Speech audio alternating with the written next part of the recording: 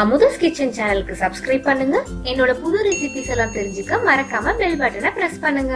Hi, எல்லாருக்கும் வணக்கம். Welcome to Amudha's kitchen. இன்னைக்கு நம்ம கிச்சன்ல ரொம்ப சுலபமா முழுக்க பால்ல செய்யக்கூடிய ஒரு இனிப்பு பாசுந்தி எப்படி செய்யறதுன்னு பார்க்கலாம். இதுக்கு தேவையான பொருட்கள் இங்க லிஸ்ட் பண்ணியிருக்கேன். இது எப்படி செய்யறதுன்னு பார்க்கலாம். இதுக்கு 1 லிட்டர் பால் எடுத்திருக்கேன். இதை இப்ப நம்ம காய்ச்சிக்கலாம். நல்லா அகலமா அடிகன உள்ள பாத்திரமா எடுத்துக்கோங்க. அப்போ நமக்கு பால் திக்காகிறதுக்கும் நல்லா கிளறதுக்கும் ஈஸியாக இருக்கும். இப்போ அடி பிடிக்காம இருக்கிறதுக்கு நம்ம கிளறி விட்டுடலாம். பால் நல்லா இந்த மாதிரி கொதிச்சு வந்தோடனே நம்ம என்ன பண்ணலாம், கொஞ்சம் குங்குமப்பூவில் இந்த சூடு பாலை ஊற்றி ஊற வச்சிடலாம். இது ஊறட்டும். நல்லா ஒரு கிளறி விட்டுட்டு இப்போ எல்லா நட்ஸையும் இது கூட சேர்த்துடலாம்.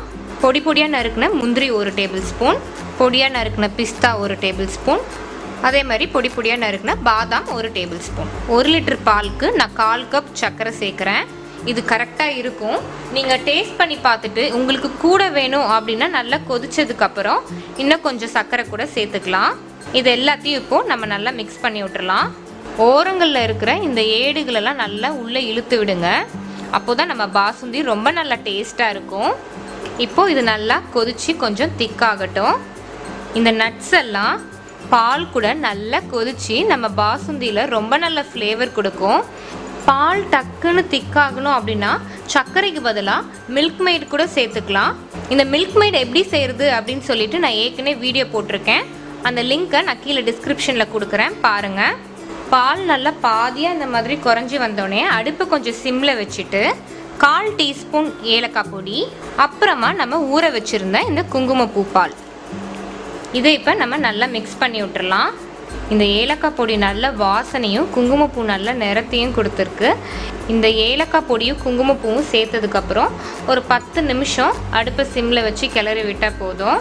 பால் நல்லா பாதியாக குறைஞ்சி நட்ஸோட ஃப்ளேவர்லாம் நல்லாவே இறங்கிடுச்சு பாலில். இப்போ இந்த அளவுக்கு திக்னஸாவது இருக்கணும். அப்போ தான் ஆறினோடனே அது இன்னும் கொஞ்சம் திக்காகும்.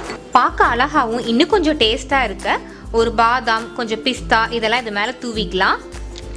அவ்வளோதான், நம்மளோட பாசுந்தி தயாராகிடுச்சு. இதை ஃப்ரிட்ஜில் வச்சு நல்லா சில்லுன்னு சாப்பிட்டா ரொம்ப நல்லா டேஸ்ட்டாக இருக்கும். நீங்களும் உங்கள் வீட்டில் ட்ரை பண்ணிவிட்டு உங்களுக்கு எப்படி வந்துச்சு அப்படிங்கிறத எனக்கு கமெண்ட்ஸில் சொல்லுங்கள். இன்னும் நிறைய இந்த மாதிரி ரெசிபிஸ் தெரிஞ்சுக்க மறக்காமல் அமுதாஸ் கிச்சன் சேனலுக்கு சப்ஸ்கிரைப் பண்ணுங்கள்.